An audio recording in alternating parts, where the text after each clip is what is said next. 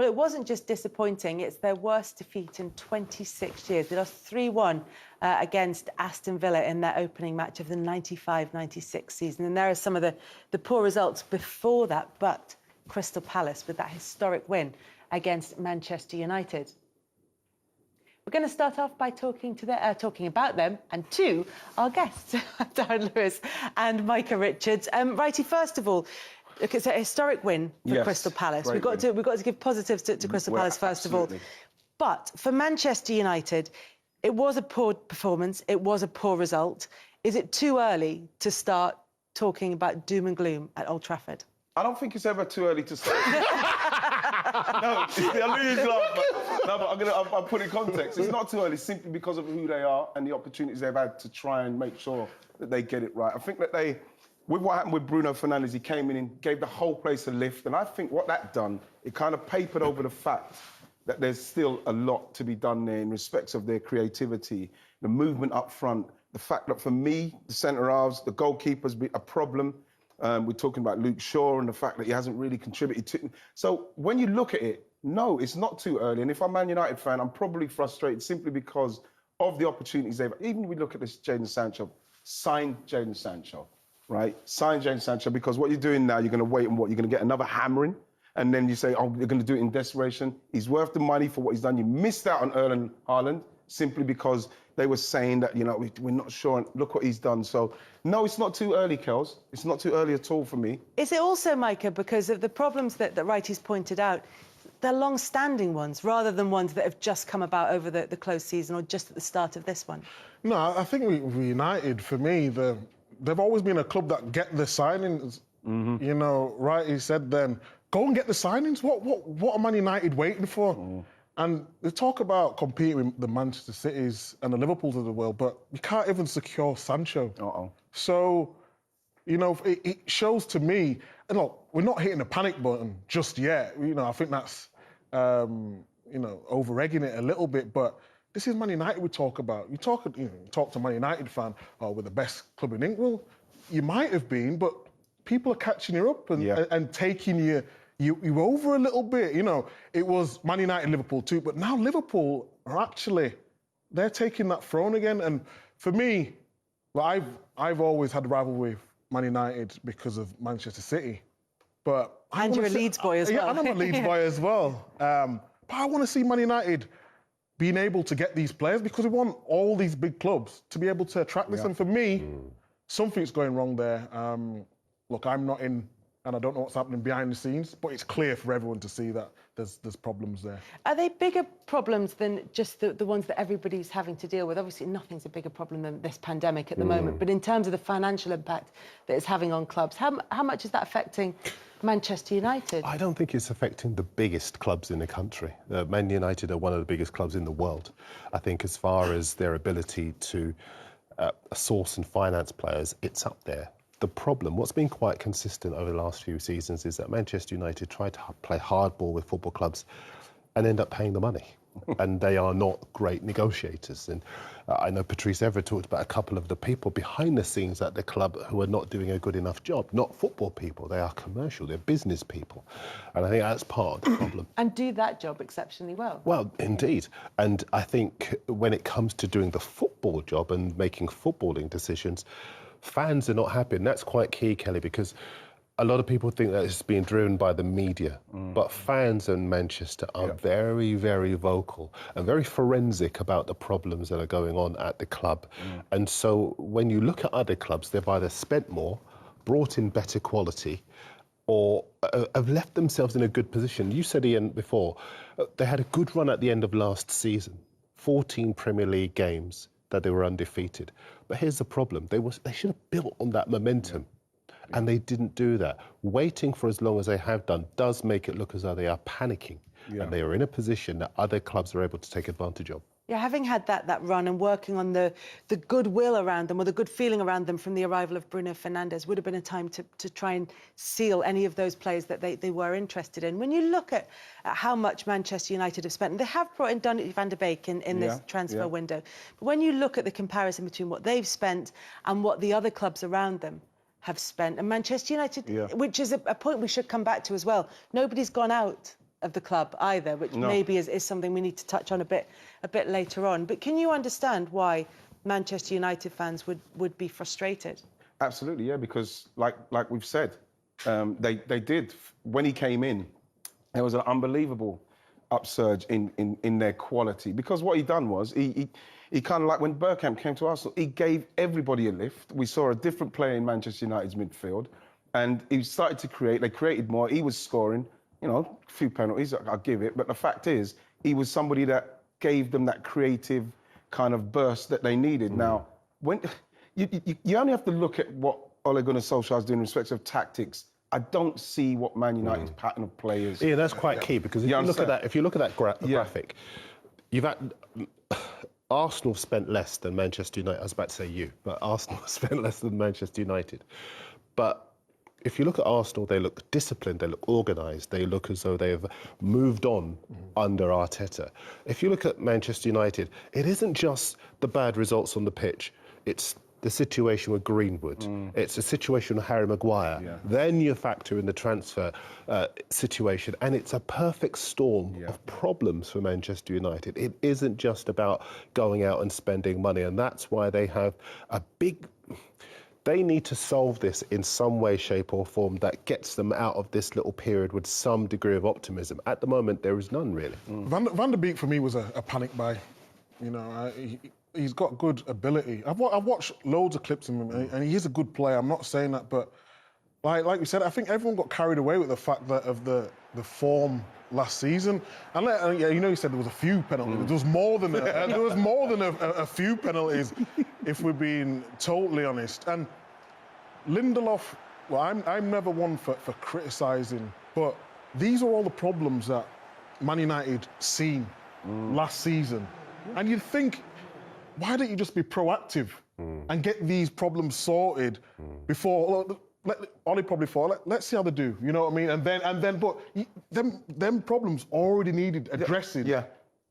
Last season. And then listen, Donny van der Beek will be a good player for Man United as time, because he's a quality player. Is he what they need right now? You know what I mean? Delighted for him.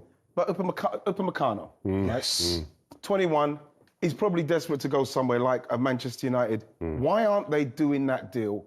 Especially when you watch how Harry Maguire and Lindelof played the other day. We know that the goalkeeper, I think Henderson coming in there, it's not going to help De Gea. I think it's going to put him under the kind of pressure, knowing that there's somebody that's going to cause him problems. And I think that we're going to see more mistakes out of him. But why aren't they doing that deal? Why aren't they going and doing that deal? Why aren't they doing the Sancho deal? They are dithering. And what's going to happen is, like Michael said, they are going to get caught up and passed. For me, and it's blatantly obvious to me, you've got someone like Michael Emenalo, who's at Chelsea. He's won 3 Premier Leagues under 3 different managers. He's won the Champions League. He's helped oversee the loan system and the academy system at Chelsea. We're talking about a director of football that knows exactly what he's doing. You look at that, and we're talking about under Abramovich with 3 different managers, and he's still managed, because he's a football man, to get the job done. And this is why when Chelsea, what happened with Chelsea is that when we say, oh, another manager's coming, but they're still winning trophies. This is the thing, because he's put what's the word? A culture. He's put a culture and a template involved where they can just put that player in, bring that manager in, and they can go forward and do it. That's what Man United need, and that is what they haven't got. And that is the elephant. It's remarkable to think that Emenalo doesn't have a job when he could go and do that job at Manchester United. And the thing that dovetails him with the United is their faith and persistence in bringing through young talent. We know they have got a long tradition of doing that. He could do that job. Absolutely. The thing about Man United that strikes me most is that, as you rightly say, they are looking at players, for my money, they don't need. They need central defenders, because if you're a striker, I remember the goal Bergwijn scored against United just after the lockdown, and he left the centre-backs for dead. Now, Jonathan Norcroft in the Sunday Times last weekend, he made his best line of the weekend, where he said, if Victor Lindelof were a bouncer at a nightclub, there would be many unwanted people in his nightclub, because he would not be able to keep them out. And, you know, he is so slow, and I think as far as United are concerned, whatever they are trying to do, they will not be able to do until they solve their central defensive problems. Whether it's Upamecano, whether it's Kalidou Koulibaly. I mean, Upamecano would probably be a better bet because he would fit in with the profile of player that historically in the last 20 years they've gone for. But Koulibaly is a leader. He is somebody who's proven himself over a sustained period of time in Italy, and I think he would slot into that defence. But they do need more pace in that defence. You know, the thing is, sorry, I've mentioned it like Donny van der Beek. He's somebody that I wish that someone like Arsenal could have taken, because when you look at Pogba, what he's doing, and you look at Bruno Fernandes, that is Donny van der Beek. Donny van der Beek's, that's his position. Yeah. So people are thinking they're going to see Van der Beek, Fernandes, and I don't think that's going to happen, because as much as he can play the numbers, that's not his preferred position to play. So, again, spend the money. You know what I mean? Yeah, he's a great player, and yes, take him, but you still got to look for the players that you know are going to improve your team. I just wonder if there's a comparison in terms, particularly of the central defence for Manchester United with Manchester City, where you could argue that the Manchester United hierarchy could say, well, you spent the money on Harry Maguire, you brought him in for tens of millions of pounds, you've got a really expensive central defender, what more do you want? Whereas at City, when Pep Guardiola brought in defenders that were expensive, that were 50 million plus, they said, well, if it's not working, that's fine, go again, go and buy again. Taking into account the different financial models at the club, is that what Manchester United need to do more of? You know, I was a big fan of Harry Maguire. And I know he went for a lot of money, with £75 million. 80. Or 85 million. We can't leave that 10 out. I thought that was euros. I tried to help him. You tried to help him out. But I don't think Harry Maguire is as bad as people are making him out. I think when he was at Leicester, it's less pressure. He's in the spotlight now. But when you've got two players who they've not played enough games together, and they don't know if we're going Barley, and like he's making Harry Maguire look worse, and they need to get that situation sorted out, because Man City have had players who bought Kyle Walker 50 million, Mendy 50 million, Cancelo 60 million, but it was a swap as well for Danilo, and the scrutiny on these players to perform is massive. I think Harry Maguire, like Darren said, the off-field problems as well that he's had it's just more scrutinised on him. I actually think if he had someone alongside him, like you mentioned, Koulibaly, I think he would be all right. But to just leave him and Lindelof, don't forget we got Smalling as well. Smalling had a terrific season at Roma. Yeah. Jones as well. And I just think that they should have sorted it out. And when these players come for these sort of monies, it's always difficult. Yeah, but Michael, the thing with Harry Maguire and being at Leicester, Hull before, is that I believe that his game is the same as it was. Yes. But like you say, maybe had players that get what didn't highlight, but he made those same mistakes. He gets himself too square sometimes, you know what I mean? He pulls himself out of position, you can get him behind him. Those things are down to coaching. I know that we're talking about money, but if they're coaching him right, as a footballer, coming out perfect, but defensively, you know, the top teams will annihilate those two as centre halves. That's so true. If you look at somebody like David Luiz, I was in Munich last year with Chelsea pre-season. David Luiz had an awful game. And after the game, he was talking about the fact that, don't worry, we're Chelsea, even though we got the transfer ban, we'll be okay. And then the next week he was gone. And he was at Arsenal. But when he went to Arsenal during the first half of the season, he was abysmal under Unai Emery. The second half of the season, he was coached. And you could see the discipline, the organisation and the leadership and the way that he was able to become one of the sum of the parts. And that's the big difference. And that's why there is so much more cause for optimism at Arsenal than there is at Man United, because under Arteta, there is a clear direction, there is an organisation, there is a discipline as well that there is just not at United. And people say, well, Twitter is going crazy and you can't listen to Twitter. Ollie Holt last weekend did a magnificent match report, actually. It wasn't even a column, it's a match report. And he said their managing director was on Twitter boasting about the capture of Igalo and how it was a top trend on Twitter. And there was a very key line in there where he said, you can't feed the beast and condemn it at the same time. And he's absolutely right. If you are going to set your stall, if you're going to use social media as a barometer for how you're doing, you cannot criticise it if it looks at you and says, look, you're not doing well enough in the transfer market. You're not doing well enough on the pitch. You're not doing well enough in terms of discipline because your players keep getting into difficult situations. You have to answer and make yourself accountable to the people that you are trumpeting as being your barometer for success. Yeah, and when they do look at that, we say there is a lot of criticism, there is a lot of unrest, and there's a lot of unhappiness amongst Manchester United fans who will think that their place, as you've referred to, Micah, is at the top of the table, at one of the teams at the top of the pile. I just wondered. It's not where they are now in terms of the table. They did get a top 4 finish. They are in the Champions League.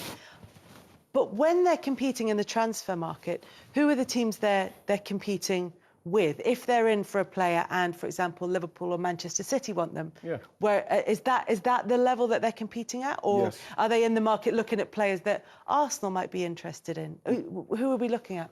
I think that they've got to be... Man United and the way Man United fans are thinking, and even me as a non-Man United fans thinking, if you're going to compete with City, Liverpool, Real Madrid, Barcelona, then you've got to get the players that will want to go to those clubs as well. And we are talking Man United. Whatever we say about Manchester United, and we've seen it with the commercial side of Man United, it's still through the roof with everything what they do, because that's the appeal, and that's the appeal that they have around the world. But Man United have to be going for the Real Madrid players or the Barcelona players and all of those kind of players, because that's where they're meant to be.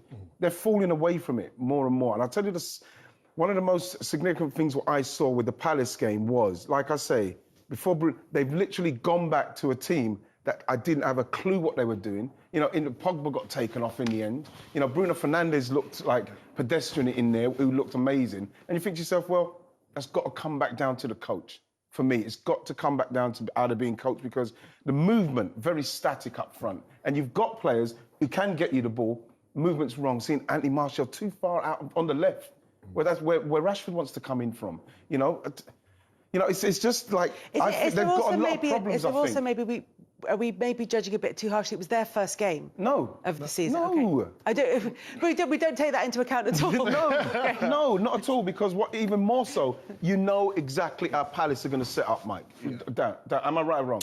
You know what Palace are going to do. Listen, I think when you're talking about top clubs in this country, there is no margin for error. There is a standard that they set for themselves. And Manchester United are falling below that standard. And it was quite...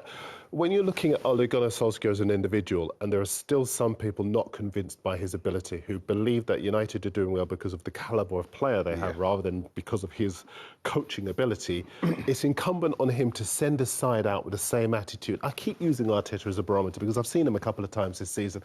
I've been hugely impressed by the standard he has set that they have not managed to fall below. And I think there are other teams, top teams in the Premier League, that are falling below that standard. So do you think Arsenal will finish above Man United? I think it's perfectly possible. Absolutely, because they've got goals up front in Aubameyang and Lacazette.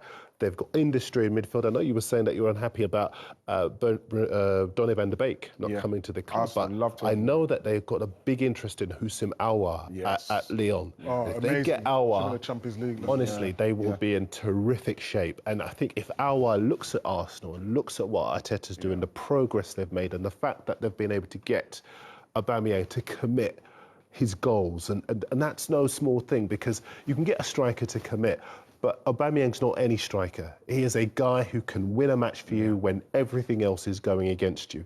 But it isn't just that. Everyone else in the team does their job as well. And that is a stark contrast to United, where there is a culture right now of complacency. I don't like what I'm seeing with the problems that the other players, whether they're in the wrong, whether they're in the right.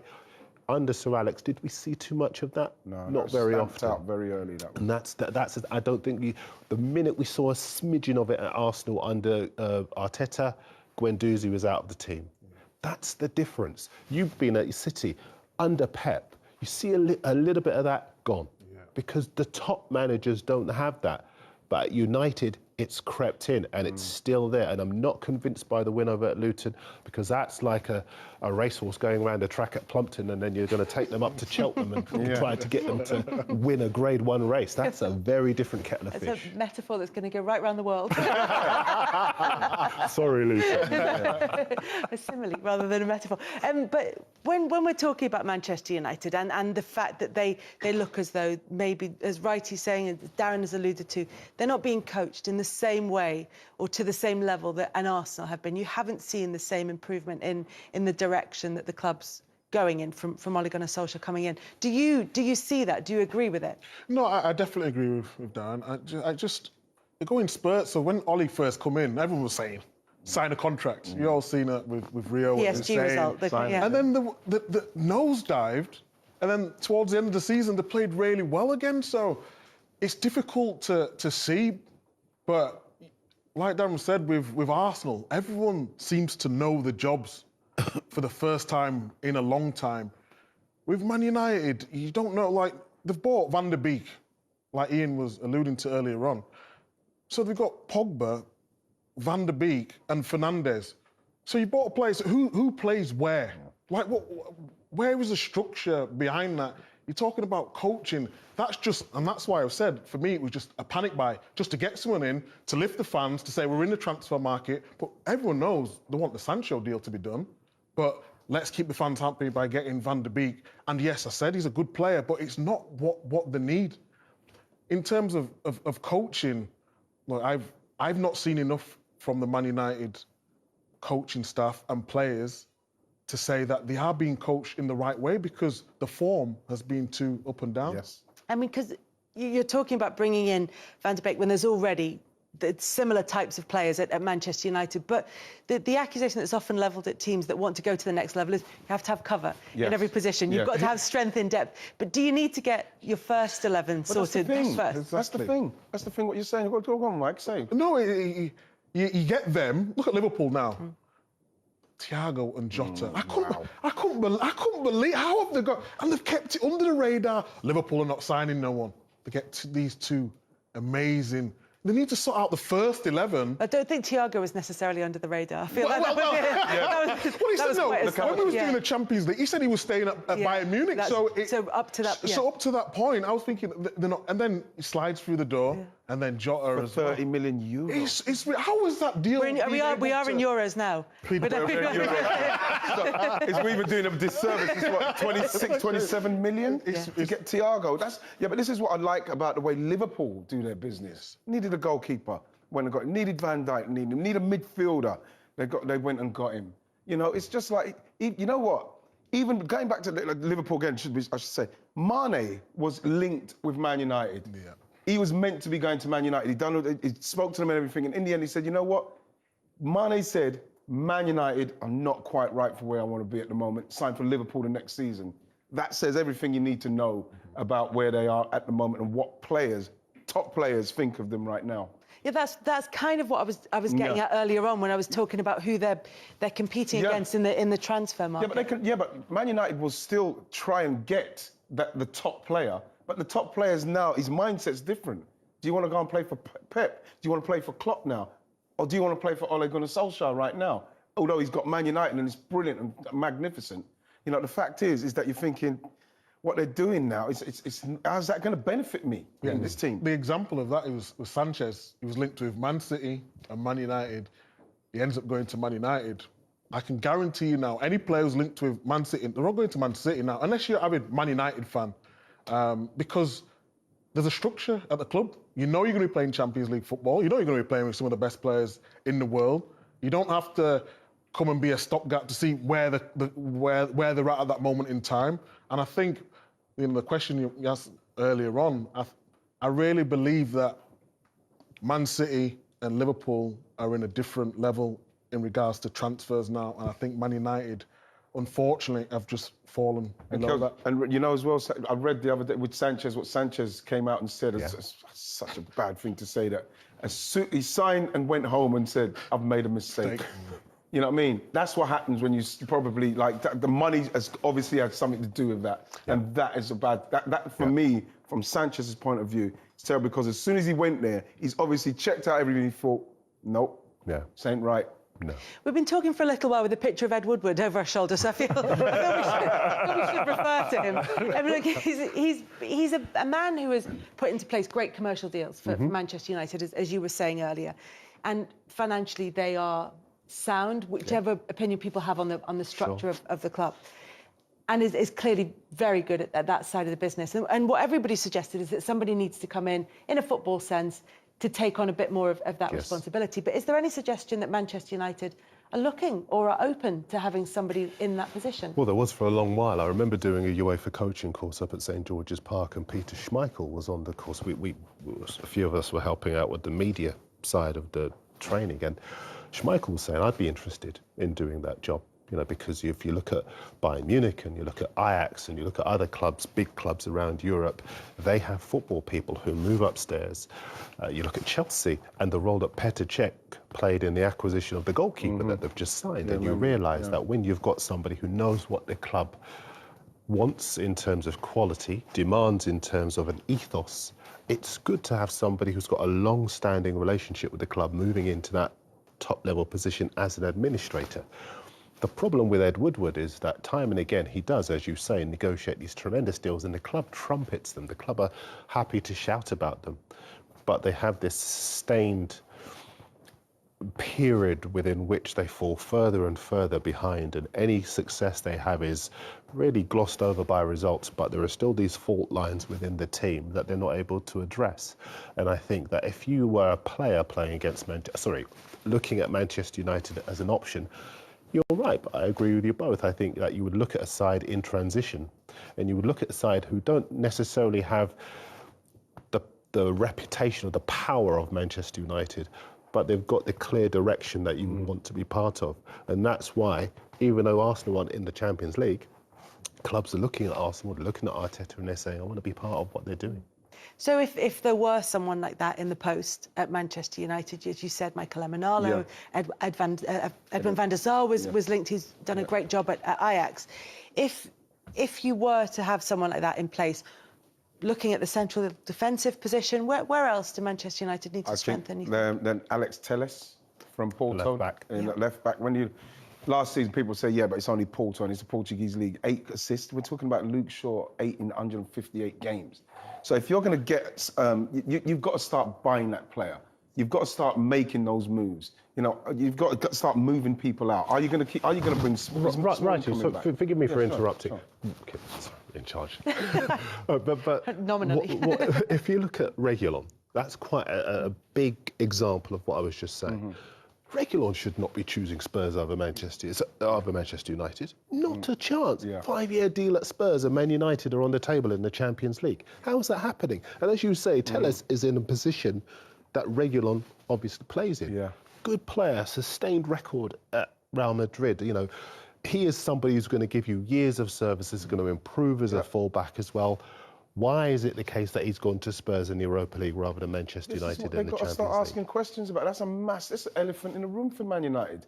You know, they might get Alex Telles, and hopefully he'll be good and everything. But you know, you listen to Darren there, and you know that he's chosen Tottenham over them. With all due respect to Tottenham, you know, and this is where Man United, for me, have got a problem. They've got even with Wan-Bissaka, we know how brilliant he is in respects of defensive-wise, but now, when you look at what Liverpool are capable of doing as an attacking force from the wings, you know how important it is for defenders and wing-backs to be able to supply.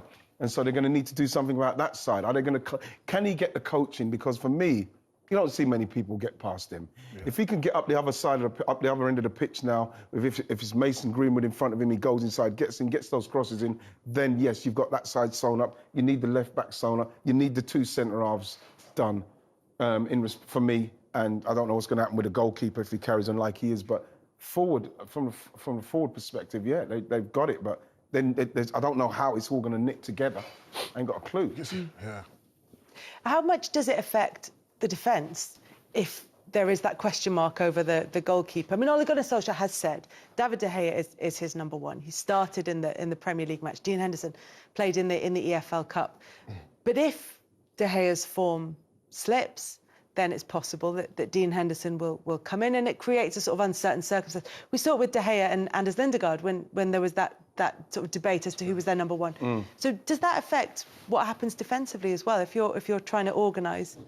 Yeah, when you have when we was at Manchester City, we didn't have a set back four because we always used to change our fullbacks, one for Premier League, one for Champions League, but we all knew our positions.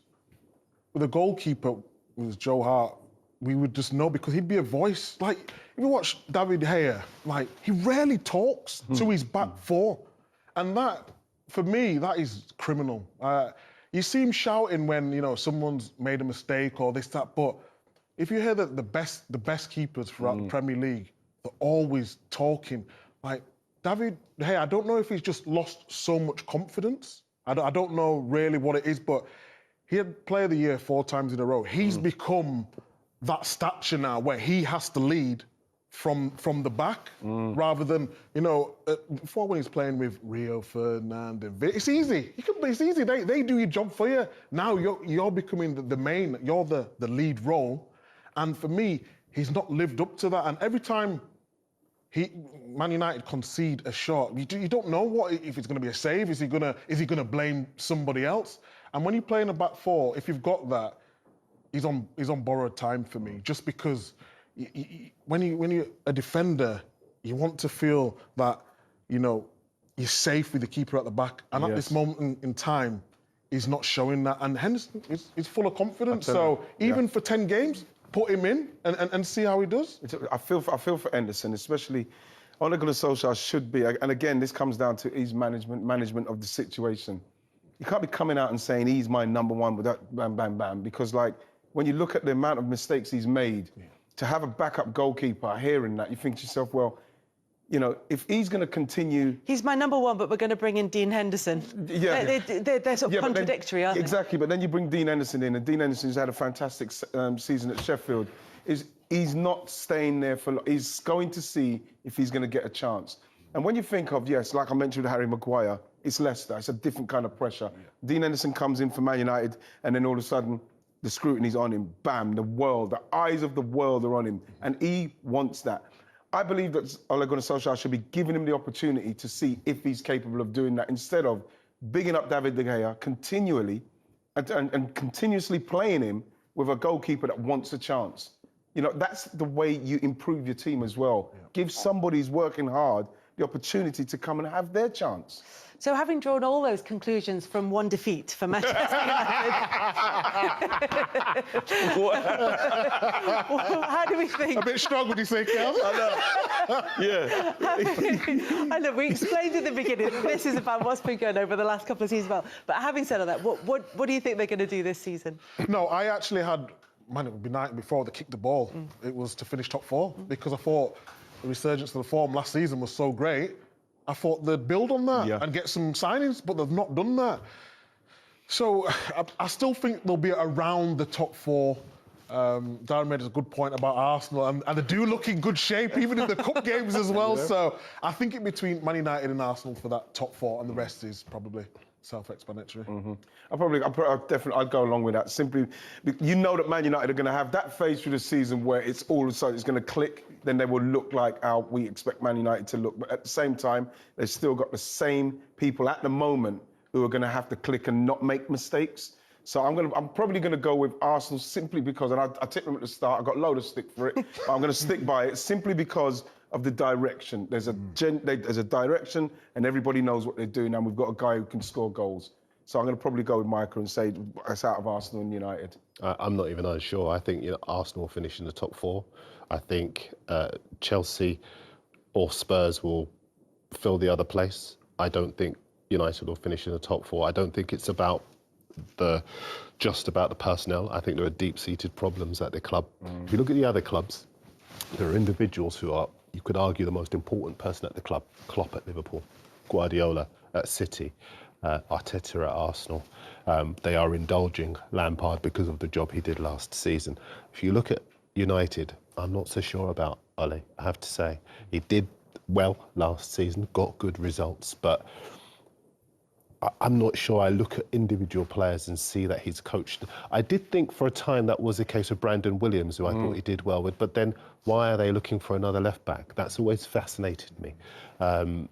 I look at Mason Greenwood, and you have to give credit where that's due, but you look at other areas of the park, Kelly, and I just don't see a side, a club, that right now, for all their power and status and reputation around the world, I don't look at them as being in the same place as some of the other supposedly lesser clubs in the top 6.